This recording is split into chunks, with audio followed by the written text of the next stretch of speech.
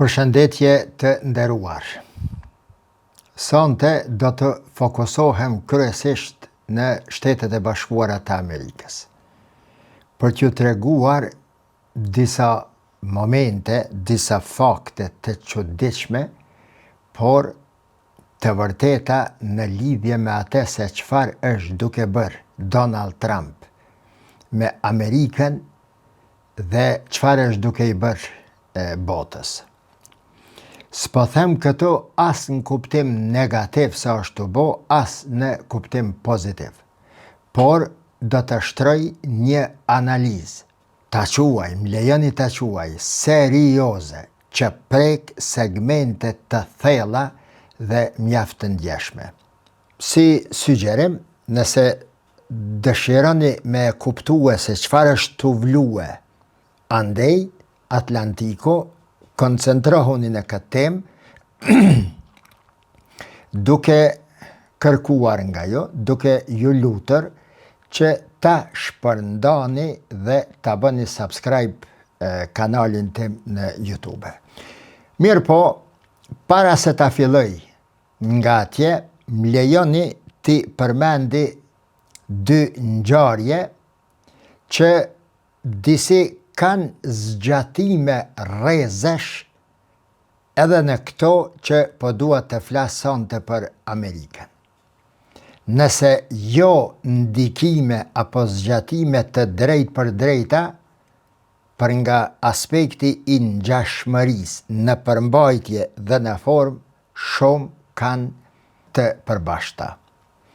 Njëra për i këtyre dy ngjarjeve që dua t'i përmendi është një fitore spektakolare, e tjetra është një dështim i dhimbshëm.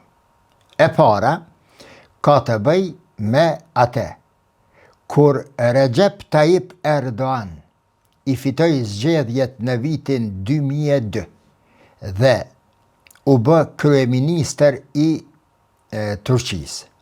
Duke qenë i bindur në bazë të punës paraprake dhe përgatitore që e kishte bërë, se do ta udhëheqte Turqinë për një kohë të gjatë, ai Erdogan në mandatin e tij të parë nuk mori asnjë hap, as të ngutshëm dhe asnjë vendim që bën të shpërthej lava nga krateri i ndonjë vulkani nëntoksor të fshehur, dhe të tillë kishte mjaft në Turqi.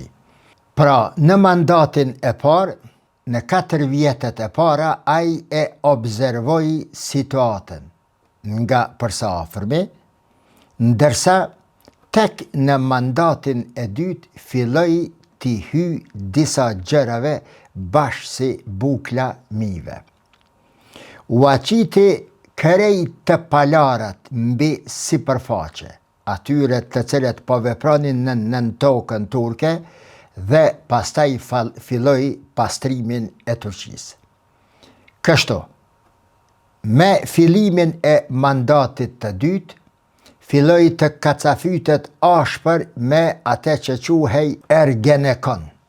Ergenekoni ka qenë një organizëm i udhëhequr sidomos nga generalet, ushtarakët, ushtria e Turqisë, e cila e ka mbajt Turqinë nën kthetrat e veta, bazuar në direktivat, dirigjivat, objektivat, urdhëresat, kërkesat, interesat dhe dëshirat që vinin nga jashtë brenda Turqisë. Në mandatin e tij të dytë, pra, e rënon për tokë Ergenekonin.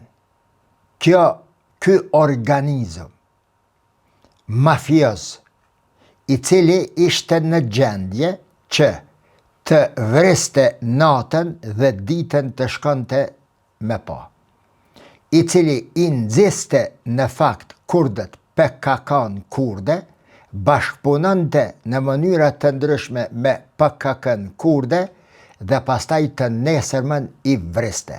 Për që thënë qytetarëve, popullit turk, se ja unë jam ai organizëm që e mbaj Turqia në gjallë. Pa neve nuk keni jetë dhe nuk ka jetë Turqia. Është histori në vete.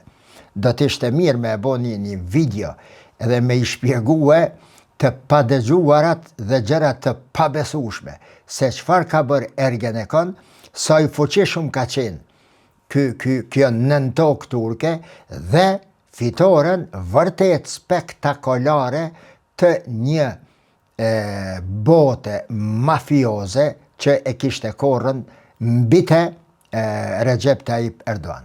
Gjatë mandatit të dytë gjithashtu fillon vetëm me i dhanë shenjat e para kundër organizatës tjetër e cila e financante. Bile, me thonë, ja kishte lanë krejt parat në dorë Ergenekonit. Fjala është për FETÖ-n. Fillimisht janis me i mbyll ato dersanet e tyre, ku kanë mësu nxënësat mësim alternativ përveç shkollave, sidomos para përgatitje për me u regjistrua në shkollat të mesme dhe në universitete. Pastaj ja prek shkollat fillore, gadimoret, foshnjoret, fillore, të mesmet, pastaj universitetet, institucione në për të cilat FETÖ po krijon të kuadrin e vetë në përmes të cilve nesër do të merrte Turqin në dorë dhe ashtu si një takom me filxhana të kafës me ja dhon atyre të cilët e dirigjonin dhe rekomandonin dhe urdhëronin Fethullah Gülenin dhe organizatën e tij terroriste të bënte në Turqi. Gjatë mandatit të tretë, pra, Turqia fillon të veproj në fuqizimin e industrisë e asaj që e quajti Erdogan turizmi shëndetësor, ku e bëri Turqin shtet ndër 3 më të fuqishmet në botë, ku shkonin të huaj të jashtëm miliona njerëz për të kërkuar shërimin. I bëri spitalet më moderne dhe me teknologjin më të avancuar nga cili do vend tjetër i botës dhe këtë të jeni të sigurt që po e them, mund të ketë nga ju të cilët keni pas nevojen me shku në ato spitale ku shkojnë të huajt dhe kërkojnë shërimin. Pastaj, Turqia në mandatin e 4 të Erdogan fillon të nis avancimin e industrisë ushtarake. Hajt, le me dron, e me pushk, e me mitralez, e me revole, që o bo fuqi, le me anije, në ndece, helikopter, aeroplan dhe automjetet të blinduara, t'ilom këto kejt me njën. Por Turqia filloi nga mandati i 4 i Erdogan të prodhon edhe motorët e të gjitha automjeteve apo mjeteve të cilat i dohen industrisë ushtarake. Motorët. Pse e them kështu motorët, diçka më e madhja, sepse prodhimi i motorëve është në duart, është ekskluzivitet i vendeve perëndimore.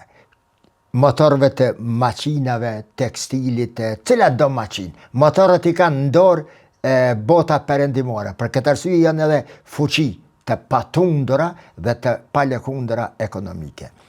Turqia jo hyri ndamar këtyre, Erdogan, ekipi i tij, Bayraktari, ai tjetri, i treti, i katërti, e krijoi një ekip të fortë dhe filloi prodhimin e motorëve, që ishte dhe është e arritura më e madhe e deri tanishme e presidentit Erdogan edhe e Turqisë. Bile e konsideroj ka arritur edhe më të madhe se zbulimi i naftës e i gazit në përmasa në sasina enorme. Përse bota perëndimore motorët i mandor?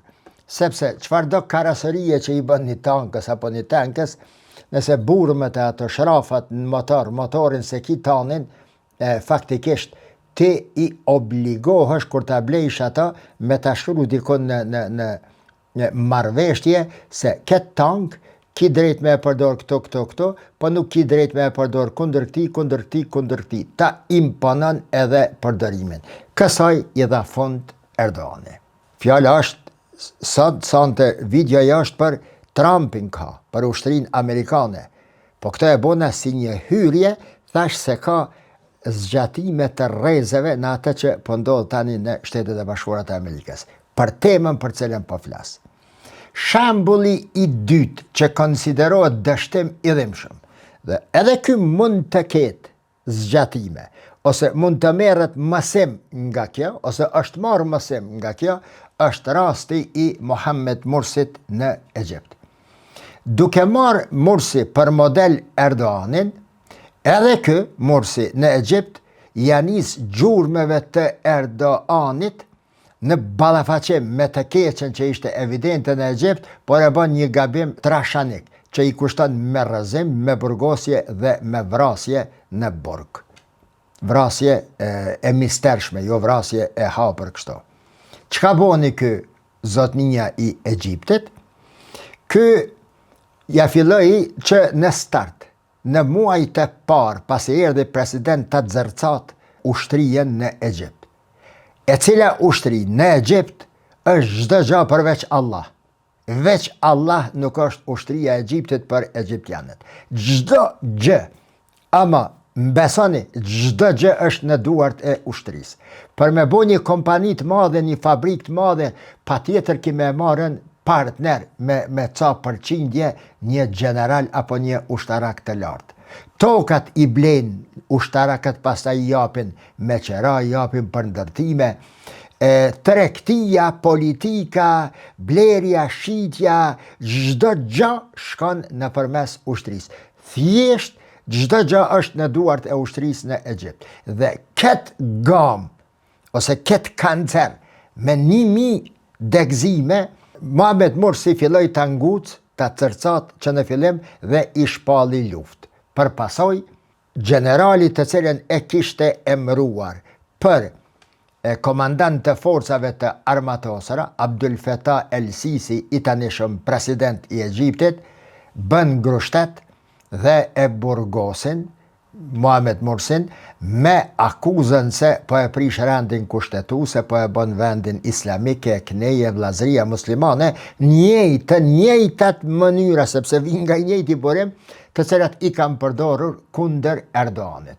Po e islamizon Turqinë, po e bje sheriatin, po e ndalon alkoholin, ju pa të ra në ran, edhe në kaçik, edhe dove të na këto pra demokratët, do far analistët, do far islamofob, të cilët nuk kanë lënë gjë pa rraj të mashtruar, shpif e shantazhue në adresë të Turqisë dhe të presidentit të saj, vetëm për ta diskredituar. Unë e thash dje në video, kjo është politik slave, politik dikur ka qenë komuniste, slavoruse, për shkëputjen e shqiptarve, e gjitha damarve, lidhjeve të shqiptarve të Ballkanit me Turqinë, duke akuzu Turqinë se është kështu, por synimi është shkëputja e lidhjeve tona me ata njerëz shqiptar atje. Diskreditimi i Turqisë e ka pas këtë, jo që ju hap palla se është demokratike, nuk është demokratike, drejtat e gazetarve dhe marifete e mohalife të ngjashme. Sido që të jetë, Mohamed Mursin e rrëzojnë, e burgosin, e vrasin aty dhe e shpallin për një njeri, mos thom tradhtar, po, një njeri armik i Egjiptit. Është ajo fjala e njohur, fjalia e njohur, mos i vresni luanët tuaj, sepse nesër do t'ju hajnë qend e armiqve tuaj, është fjali për mua historike, të cilën e ka thënë pikërisht ky Mohamed Mursi. 30 shtatori i kaluar, i vitit 2025, ishte një ditë e jashtëzakonshme në historinë e ushtrisë amerikane. Më shumë se 800 general të ushtrisë amerikane ftohen nga e gjithë bota ku po vepronin, që të bohen në Virginia për të dëgjuar ose për të dëgjuar fjalimet e presidentit Trump dhe të sekretarit të mbrojtjes Hegseth, apo më saktë për të marrë mesazhet e prera për më të rejat në lidhje me ushtrinë amerikane. Hegseth në këtë takim në bin, ata që e kanë përcjell, sigurisht ju kujtohet, u tha generalëve të cilët i kishte përpara se epoka e kulturës liberale në ushtrinë amerikane ka përfunduar definitivisht. Dhe në të njëjtin fjalim kërkoi nga generalet të përmbaheshin strikt standardeve të reja etike, të cilat i quajti etika e luftëtarit. Nëse nuk i përmbahen, të jepnin ndërheqje me njëherë para se të ngriten akuzat e nevojshme kundër tyre. Përveç kësaj, Hegseth sulmoi ashpër epidemin e obezitetit, ta quaj kështu, të disa generalve, duke u thënë se tani e tutje ti kushtohet të rëndësi e veçantë gjendjes dhe dukjes fizike, si dhe standardeve të rrapta ushtarake që do të vihen në fuqi. Çka është kjo epidemia e obezitetit? Me lëshu plancë, të gjithë generalet e trash, të cilët i kalojnë për masat e një forme generali që do të me qenë që shkimi thonë në këtu nëherë, pitamc bashkë si general, e kish trupit edhe teshat, po i na ishin qëndrimin, të gjithë ata dohet të punojnë kundër, hajde thëmë, ngrënjes së tepër të Burger Kingave, McDonald'ave, Pliskavicave dhe të jenë për një me general. Do ko më parë, me që mdoket e ku përmend me një video e me shok shumë herë, të nejtë të pi kafe, dikur Saddam Husseini pa të veprue, thuaj se njëjtë. E mbaj men, i ka pasqit generalet e vet e ushtarakët e ushtrisë irakiane, tu i paj, tu i përcjell, edhe tu i tregue, i qetë në stroj kështë, në resht, në një pist, në kasardën kryesore të Bagdatit, edhe ju shkojke një nga një. Të e këshyrë prej naltit, deri të rrypit, e të këthinza, edhe hec, i thejke një, do me thënë, kur arke aty, dilknej. Dikur dilknej, i veqoj këda. Edhe ju tha, bënu resht. Aty, kejt ata shka kanë lëshu plancë, bark. Edhe ju tha, i keni 3 muj, 90 dit, as një ma shumë, që ktheheni në formën e generalit si që ka hije ushtris irakiane. Edhe për një për 90 dit, ata me skleka, ku me dit, të vrapue necje në për shkretin e sene, mas 30 dite i rendite, ju thet, ushtria irakiane kështu dohet të jetë. A bohet me qenë e pror ushtarak, edhe mi pas 120 kila njeri, me pas barkun që kaqë, mos me ju do kërrypi heq, mos me mujt me marë frym, ka të flet në studje. Qfar generali mërë është aj i cili nuk mundet me lëviz, ushtarako do të reflekton energjien, pozitivitetin, forcen, frikën në synjen e armikut dhe të ngjashme. Hegseth gjithashtu ndalet në diçka e cila ka qenë evidente në ushtrinë amerikane para Donald Trump. E ndalon rraptësisht dhënien e privilegjeve të pakicave etnike e sidomos grave të cilat shërbenin në ushtrinë amerikane. Valla kjo gru, kjo privilegje, brenda ligjit, natyrisht e brenda mundësisë sa mundet një grua, sa mundet një burre, të gjitha privilegjet të panatyrshme që i kam pas grupet etnike në Amerikë dhe gratë, femrat ushtarake i ndalon. Marë në përgjithësi, me që fjalimi i Hekset ishte një fjalim i pazakonshëm, sepse tepër i guzimshëm dhe i çuditshëm, sidomos kur bën thirrje generalve të praneshëm aty, e nëpërmes tyre të gjithë komandantëve të ushtrisë amerikane, që tradita e generalve liberal e deritanishme, apo veprimet e generalve si pas frymës liberale të deritanishme, si që ishte disa të njohur këto, ndoshta i përmendi pak më vonë, ka marrë fund. Dhe nëse nuk pajtoheni me këtë, dine se keni më na pas në bazë. Ta tërheqi ta bëj një digresion. E përmena Erdoganin dhe Mohamed Mursin. Hekset dhe Trump këto nuk i kanë thonë në mandatin e parë. Në mandatin e parë kanë observu, e kanë lexu situatën si është më mirë dhe tani, bazuar në platformën politike të cilën dëshiron Trump ta implementon, fillojnë saksisht nga ushtria. Duke i dhënë shenjat e para, njëjtë sikur Erdogan, për rreth të shku ka pak. Njëherë dersane, tani në i gadimore, foshnjore, tani shkollën, tani hajt, pastaj u azuni 52 miliard dolar, fetos vetëm në bankat e Turqisë. Te pika e fundit shkonte dal nga dal. Për ta qitë në pa, se brenda Turqisë po vepronte një shtet brenda shteti, vetëm me Ergenekonin. Unë nis dikun tjetër, kishe ka paregullsi në dersane në për atë shkollat fillore, por që betohem në Allahun. Atë ko unë vetë në Turqi kam qenë musafir në një vend, aty dhe ka pas njerëz, bajagi që marrin vesh nga politikat e sene, aty ju këmë thonë se kjo luft e nisur e tanishme e Erdogan kundër fetës s'ka të bëj me dersanët. Por është paralajmërimi i parë për të arritën dikon shumë të madh. Dhe mbajeni mend, feton kanë me mbyll krejt, sepse unë edhe student kur kam qenë atëhere kam pase dishka nuk është në rregull me ta.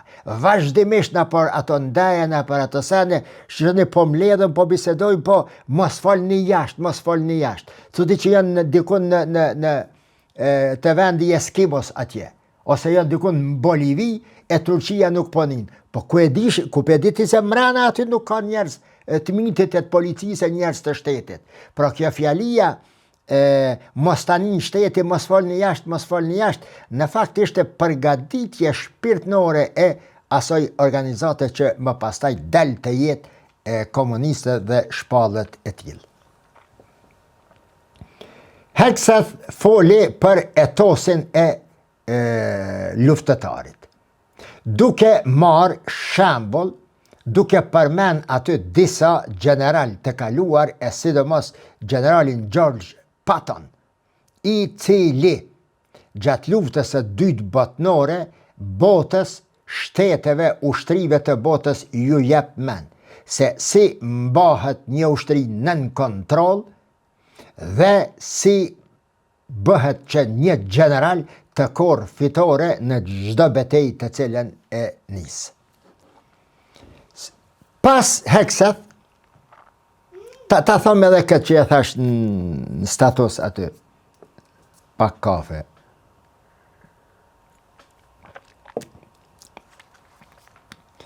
Të na, është i fotografi e Heksetit, dur të i shijet një farë kryqi, këto një farë arabisht, kafir e sene.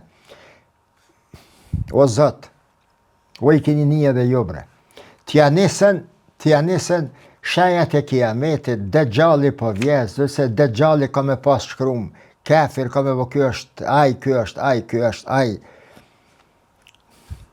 Leje këta, po unë, nashta po t'ingloj si kritik ka njerë kur po flas me këto tone. Betohem se jo, pas që du mu marrë me kërkan. Kush sa di flet dhe kush sa mund dhe të punon. Unë e kam detyrën teme, kam qitë mbi supët e mia këtë mision, këtë obligim, që ta jap zeqatin e dijes të cilën unë e kam akumuluar për hiq më pak se 40 vjetë me ndihmën e Allahut të madhreshëm. Dhe leje këta, po bilen rafshet politike, me u analizu si dohet, me dal me shkrime si dohet. Çka do të thot? Unë e konsideroj një ndër tubimet apo ngjarjet më të rëndësishme që ka ndodhur në dekadat e fundit në Amerikë. Me i mbledh 800 general të Amerikës. Po këta general kanë lidhje me Kongresin, me Senatin, me miliardera, me hebrej, me shqiptar, me Meksikan, me 800 general. 800 general, mi mbledh për para edhe mi ul aty bashkë sigur pulat. Mos me guxu kërkosh veshin me livriten, e mos me guxu kërkosh me thonë naj fjalë kundërshtuese se pat, pastaj biseda e sene. Kjo është ngjarje shumë e madhe. Do me thonë ndryshime radikale, të cilat po i përmendi radhazi, që po i bën Donald Trump Amerikës rrjedhimisht çdo cepit të botës. Po a ka bre ma gjamë më të madhe se me indalue, e përmendi pak më vonë në këtë punën e homoseksualizmit, ndalimi i financimit të shoqatave që e kanë promovue këtë veprimtari në botë, nisur nga brenda ushtria aty. Me i shpall luft të them në thojza, më falni, luft ushtris se kena me ju ndryshu e kena me ju bo njeri, bashkë që shdojmë na dhe që shdo kushtetuta dhe ligjet që unë po i bi tani këto, është pun e madhe. Presidenti Erdogan ja nisi me njëherë me kritika ndaj qyteteve të mëdha të Amerikës si Chicago e Los Angeles, që të dyja kontrollohen nga partia demokratike. Foli për shkallën e lartë të krimit dhe korrupsionit në ushtrin në për këto vende, në civili, pastaj foli për dhunën në rritje, për imigracionin dhe për disa të liga siç i cilësonte Trump. Dhe tha se do të lëshojmë ushtrien jashtë prej kasarneve për të kontrolluar këto zona, sepse ka nevoj Amerika edhe për ndërhyrjen amerikane. Veprim kë, i cili sipas ligjeve kushtetuese të Amerikës është indaluar. Sipas kushtetutës amerikane, ushtria ndalohet të veproj dhe përdoret për misionet të ndryshme brenda vendit, përveç në raste emergjente të cilat në Amerikë ndodhin shumë rrallë. Ushtria sipas kushtetutës amerikane përfaqëson një vizion politik që është krejtësisht i fokusuar në ruajtjen e interesave amerikane atje ku dërgohet ushtria amerikane. Lëshimi në rrugë, stërvitje tek Chicago dhe Los Angeles i ushtrisë amerikane natyrisht shkaktoi panik në Amerikë dhe natyrisht ju dha hapësirë pseudo-analistëve edhe të ne këto e konspiracionistave të neveritshëm se Amerika po e bën ushtrien gati se po fillon lufta e tretë botërore. O posh Allahin mos ju besoni këtyne gjanave. Nëse nuk e dëgjon njëre analizën mirë që trajton temën dikush, fakti ky, pastaj në fund e jep mendimin e vetë të bazuar në ato që i ka thonë si fakte, mos ju besoni këtyre njerëzve. Mos ju besoni as atyre njerëzve të cilët në vend se të merren me teori, shkojnë mirën me teoricienin. U kon me mjekër, u kon pa mjekër. u konë me pantolla shkur 3 fërtal me 6 fërtal. Si tanini dikon që të folë për një dietar, personalitetin e ti, dine se ai së paku ka mision, ai është i poshtër, duhet të flitet për teori, nuk ka njeri të pagavushëm në këtë botë. Pra marrja me personin ad hominem nuk është as shkencore, as edukative, as e moralshme, as ahlak e aq më pak të jetë islame. Donald Trump meq i bëri thirrje ushtrisë që të ketë kujdes në ruajtjen e vlerave etike të shoqërisë amerikane. Ushtria, duke e ditur Trump se sipas tij, po them apet, se në shoqërinë amerikane kanë lujt boshtet e kulturës, traditës amerikane, dhe duke e pa se është vështirë të riparohet dishka pa përdorimin e forcës, ushtrin po dëshiron që ta fut edhe në politikat e brendshme, riparimin ose lyrjen ose mbylljen e qarjeve kulturore, etnike, fetare dhe të ngjashme në shoqërinë amerikane. Duke ju bë me dije meq këto, se administrata Trump ka një vizion ndryshe nga politikat liberale të ish presidentëve, sidomos Obama dhe Biden, në raport me ushtrinë amerikane. Prandaj, fjalimet e 30 shtatorit të presidentit dhe të sekretarit të tij të mbrojtjes, në këtë takim që pa pikë dyshimi ka qenë i jashtëzakonshëm, përfaqësojnë një riformësim i vlerave fillimisht morale të ushtrisë amerikane, duke filluar me ndryshimin edhe të emrit të Departamentit të Mbrojtjes nga Departamenti i Mbrojtjes, tani tutje do të quhet Departamenti apo Departamenti i Luftës së SBA-s. Mos harrojmë edhe një gjë pa e përmend këto. Shkon minutat. Pikpamja e presidentit Trump për generalet e ushtrisë amerikane ka ndryshuar ndjeshëm nga koha e mandatit të parë. Në kohën përgjatë mandatit të parë, ai kishte emëruar James Mattis, një ish general në pension, për sekretar të mbrojtjes, dhe generalin John Kelly për shef i shtabit të ushtrisë atje. Dhe çka ndodhi? Këta dy janë nisën me e kritikue politikën e Donald Trump, po flas për mandatin e parë, politikën e Donald Trump të brendshme dhe të jashtme. Dhe me njerë jam të regoj udhën. Ju tha, ju s'jeni këto. Nëse generali bohet me dhanë deklarata politike, nëse generali bohet me i dhanë men e prorit të ti, presidentit këtë rast, dhe kjo vlen për gjitha vendet, basa dhe për Kosovën, Donald Trump i tha, ju s'keni ven këto, ju jeni shef i shtabit të përgjithshëm dhe ti jemi sekretar i mbrojtjes, ti nuk je me u marr me politikat e brendshme dhe të jashtme. I largoj.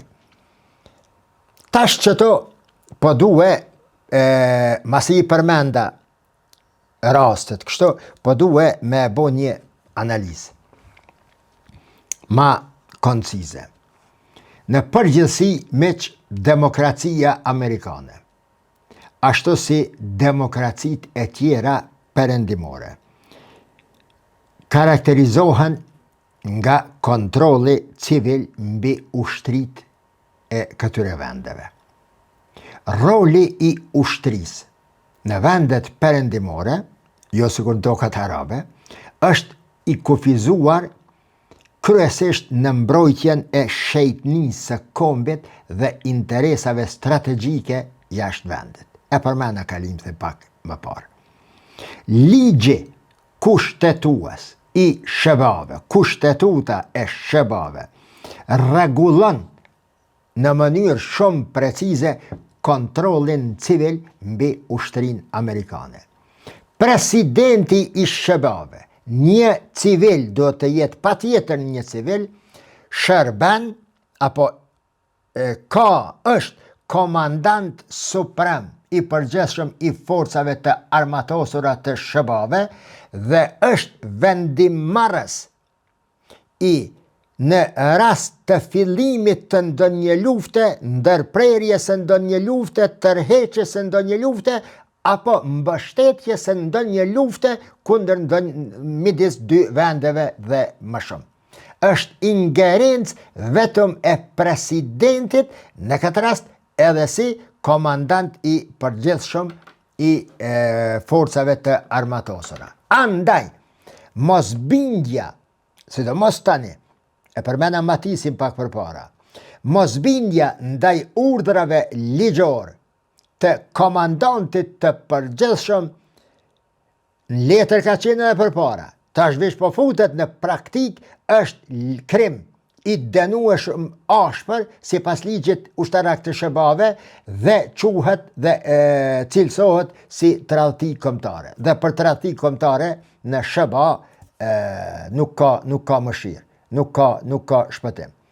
E njëjta gjë vlen edhe për sekretarin e mbrojtjes të shebave, i cili duhet të gjithmonë të jetë një civil dhe nën komandën, urdhëresat, sugjerimet apo në kooperim të vazhdueshëm me komandantin suprem, presidentin, dhe që asnjëherë të mos bie ndesh veprimi i tij nga veprimet e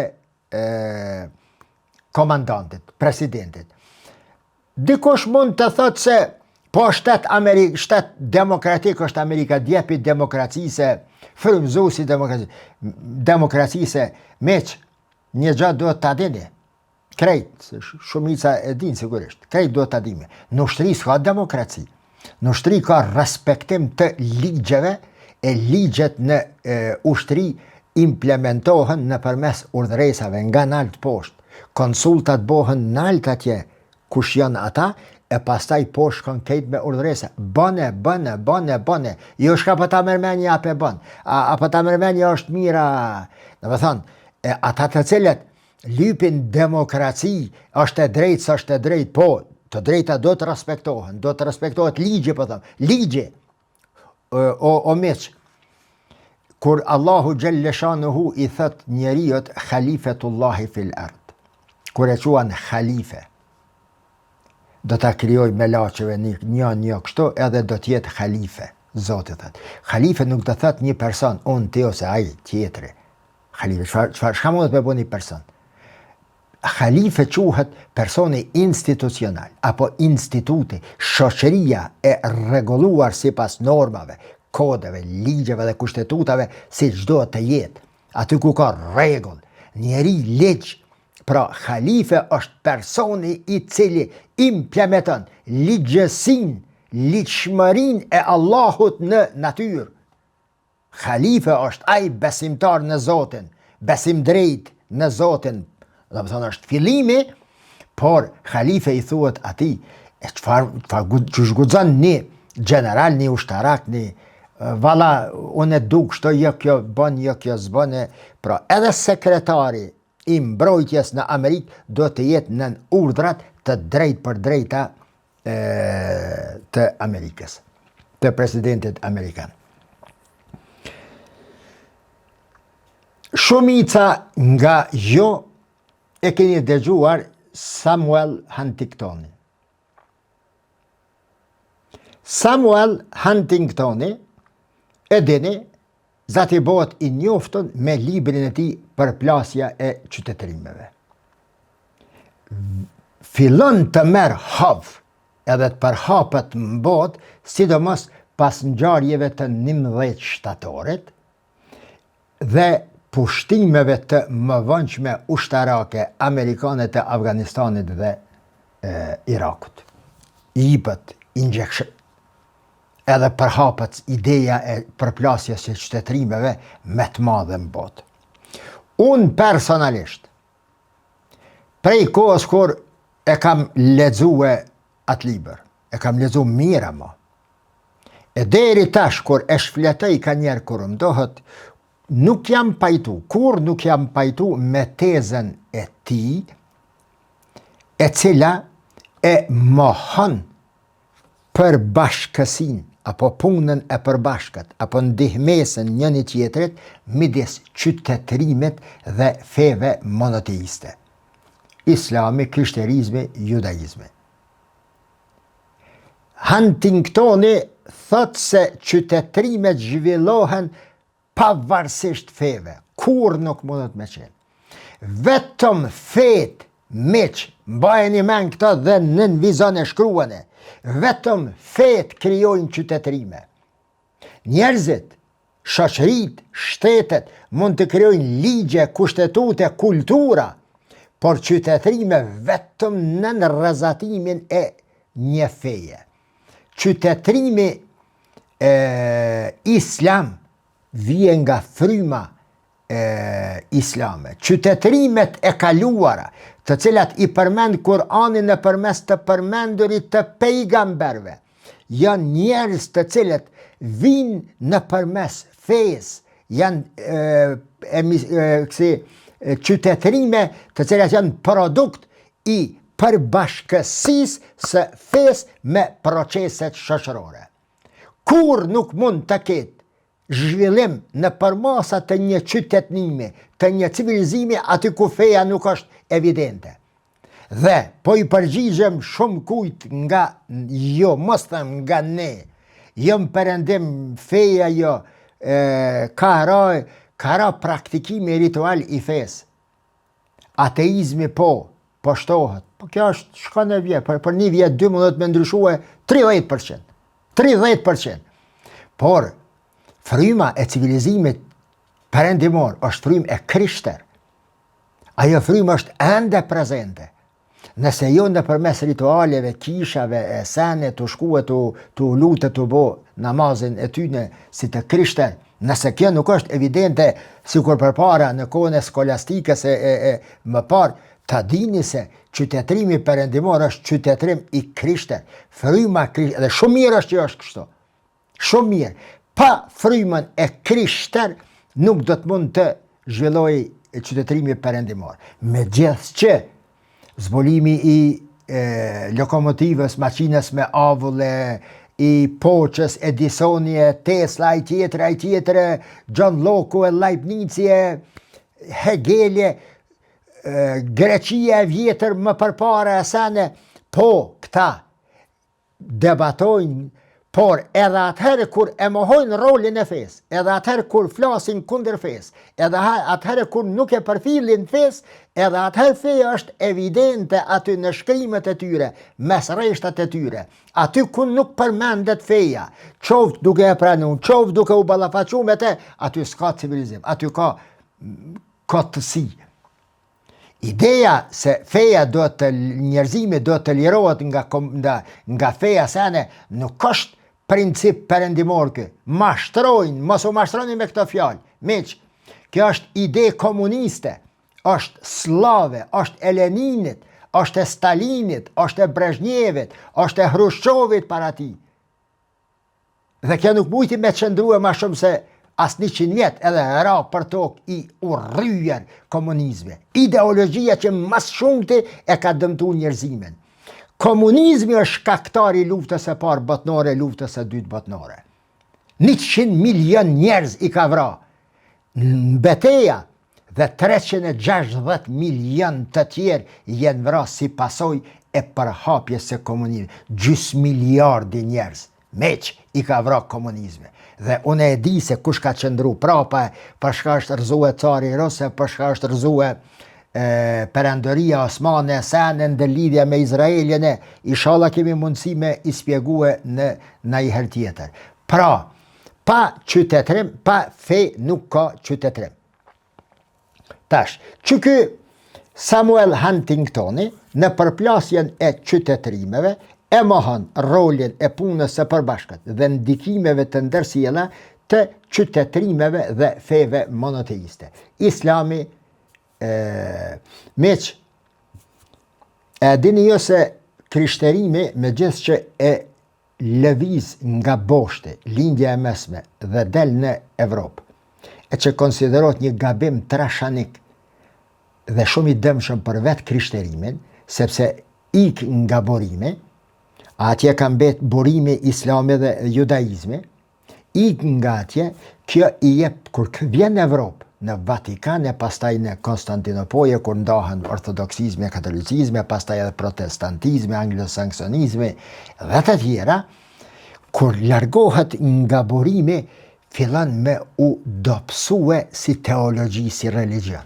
Megjithatë, ngjan diçka që se ka prit kurkush, që kjo frym e dobësuar teologjike, tërthorëzi dhe në mënyra të ndryshme nxit inteligjencin, nxit nxënësit e dikurshëm të universiteteve islame të Kordovës, lexuesit e veprave që ishin shkrua për 800 vjet në perandorin islame të Andaluzis, Spanjës së tanishme.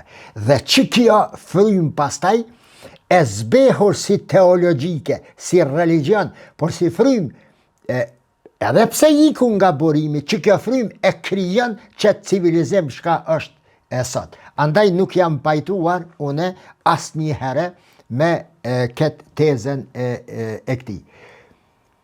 Pse përmena që Samuel Huntingtonin? Për t'ju bërë me dije se jam i sigur që shumica e neve e dim se përplasja e qytetrimeve është libri kryesor i Huntingtonit. Por nuk është ashtu. Libri kryesor, më i madhi, që ka bo buj dhe ka ndryshua në themel politikat amerikane, është libri që quhet Shteti dhe Ushtari, The Soldier and the State, The Theory of Politics of Civil Military Positions. Këtë libër e ka shkruar në vitin 1957, nuk di nëse është i përkthyer në gjuhën shqipe, unë e pata lexue në original dhe e pata lexue më pastaj u gëzova kur në atë kohë u përkthye edhe në gjuhën turke. Që ky Huntingtoni në këtë libër përmend 2 lloje të kontrollit civil mbi ushtrinë. Dëgjoni ku po du me dal. I pari thot se, të cilin e quan kontroll objektiv, është një pikpamje, si pas Huntingtonit, e bazuar në shikimin në ushtri si një institucion i pavarur nga shoqëria, një që nuk duhet të nënshtrohet ndryshimeve shoqërore dhe politike në shoqërinë amerikane.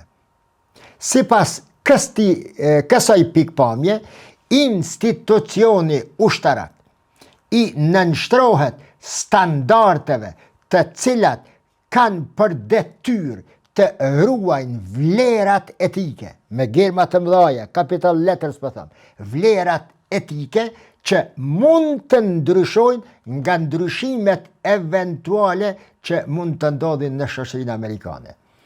Roli pra, kontrolli civil i mbi ushtrin e ka qëtë detyrë.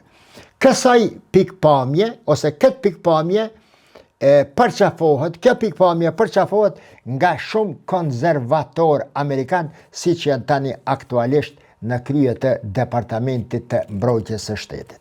Pikpamja e dytë, të cilën Huntington e quan vetë kontroll civil mbi ushtrin, përqafohet nga shumë liberal, demokratikët e kaluar, nga shumë liberal, të cilët besojnë se ushtria duhet të mbetet e izoluar nga ndryshimet shoqërore, të mos interferoj atje fart, as kulturore, as morale në shoqërinë amerikane, pasi ajo është pjesë integrale e shoqërisë amerikane, jo një mjet i pavarur. Çka dënë të thëtë kjo? Puna e homoseksualizmit të cilin e përmenda pak më lart. Clinton është ai i cili e nis i pari varrën e rrezikshme të pranimit të homoseksualve në ushtrinë amerikane. Ajo teoria e njohur e tij, kush e ka dëgjuar? Don't ask, don't say. As nuk ki drejt me e pyeten atë ushtarin kur të vje mu regjistru aty me shku ushtar apo ushtarakun, e as nuk ki aj mundet mos me tregue, por ashtu si që është të pranohet. Thjesht e fut në ushtrin amerikane lëvizjen kancerogene të LGBT-ve, si që shquajtur në Amerikë brenda ushtrisë amerikane dhe i kanë sjell të liga të mëdha, probleme shumë të mëdha. Kështu tash, edhe pak, ngonëm. Pas Clinton, Barack Obama e hek që të don't ask, don't say. Ask and say as you want. Heq mos tani, se ti je i barabart me gjithë të tjerët. Dhe fillon financimi i asociacioneve, shoqatave, korporatave, lëvizjeve, njerëzve, të cilët e promovojnë LGBT në Shtetet e Bashkuara të Amerikës, aq shumë sa fillojnë të paguhen edhe mjek, edhe shkencëtar, edhe akademik, edhe njerëz me ndikim, edhe njerëz mediatik në promovimin e homoseksualizmit, në promovimin e LGBT-s. Shpërthimi vulkanik i kësaj të ligë në Shtetet e Bashkuara të Amerikës fillon të ndikoj në gjithë botën, aq shumë sa edhe tek ne në Kosovën e vogël dhe të varfër, 7-20 vjet, fillojnë shoqata e organizme të ndryshëm në promovimin e këtyre gjërave. Pra, problemi niset nga ushtria. Meq, Clinton e shti sefte e nis, don't ask, don't say, sefte me ushtrien, pastaj fillon të përhapet në administratë. Në Evropë dhe në disa vendet të botës, përveç në botën islamike dhe atë ortodokse, klasike, qatë shumë u përhap sa edhe sot ke ministra, krye ministra, krye parlamentar, homoseksual, LGBT, të cilët botnisht e pranojnë se jam e till apo jam i till. Ardhja e Donald Trump, më falni,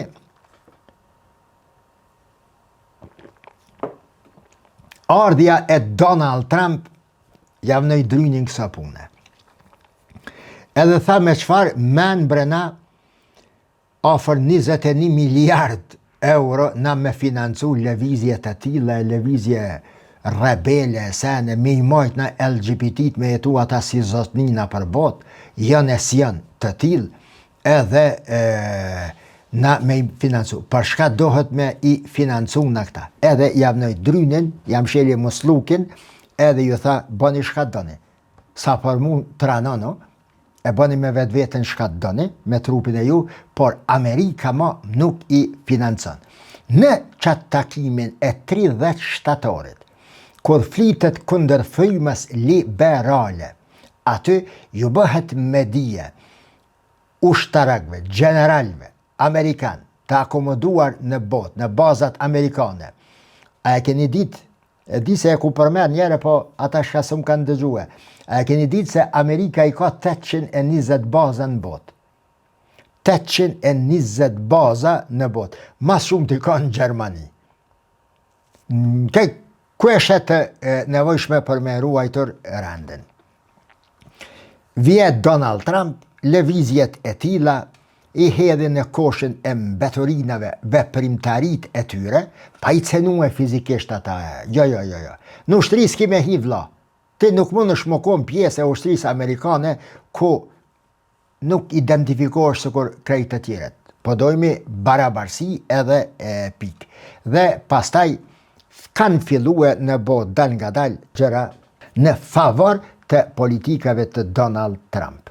Barack Obama, që ta dini, Barack Obama është presidenti Amerikan në kohën e të cilet mas shumëti janë bo vrasje në lindjen e mesme, në kohën e tij janë përhap të këqijat më të mëdha dhe denigrimet morale më të mëdha në historinë e Shteteve të Bashkuara të Amerikës, i promovon me të madhe se përshka nuk e dje, i promovon me të madhe lëvizjet e ndryshme LGBT dhe ekstremizmat moral, etik dhe devijimet e tjera shoqërore në Shtetet e Bashkuara të Amerikës dhe përpasoj pasardhësit të tij jale një vagon probleme, një vagon të cilat edhe sot Donald Trump nuk po mund t'i riparoj let. Dhe eshe se vetëm me fillimin nga ushtria mund të riparohen gjëra. Niveli enorm i korrupsionit, ma së thamë sigur Ergenekoni tash, se jemi të folë për Amerikën, bosin e botës. Niveli enorm i korrupsionit, ndërlidhja nën tavolin, nën tokë e generalve të ushtrisë me vendimarrës politik, administrator, guvernator dhe të ngjashme. Pastaj, të ligat të cilat rezultojnë si rezultat i këtyre lidhjeve të këtyre generalve me këto rryma e ka boe Donald Trumpin që të mendoj mirë para se të filloj dhe përderisa nuk e ka filluar në mandatin e parë, e filloj në të dytin për të ndryshuar për aqë së mundet, apo siç po thot ai, radikalisht shoqërinë amerikane dhe Amerikën në të mirë të amerikanëve. Tesa e marë nga generalet amerikanë me 30 shtator për të dëgjuar veç fjalimin e Trumpit dhe fjalimin e sekretarit të tij të mbrojtjes, nga jo, siç nga une deri në këto momente, do të lexohet si një fillim i një faze të re që jep shenja për një ristrukturim fillimisht të brendshëm të forcave të armatosura amerikane, duke zvogluar numrin e generalve, duke larguar nga skena ushtarake generalet e korruptuar dhe duke ngritur deri në maksimum numrin e ushtarve amerikan. Me këtë dua ta përfundoj dhe jo rasisht e kam lënë këtë përfund.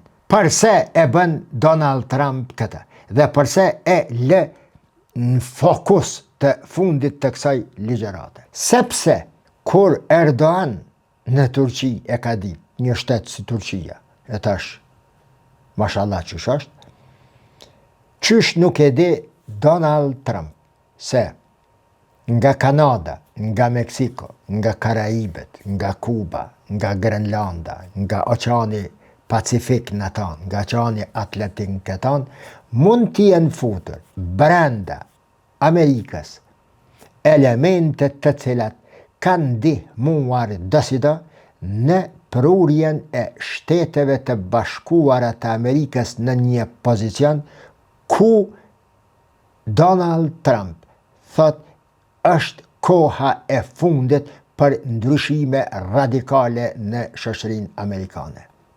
Andaj kam thënë, meq, se Donald Trump, përveç një individ, një emër, si president e si komandant i forcave të armatosura, është prurje ose rezultat i një mendësie që i ka ardhur koha të bëhen ndryshimet radikale, fillimisht në Shtetet e Bashkuara të Amerikës dhe nga ndej pastaj të reflektojnë në çdo cep të botës.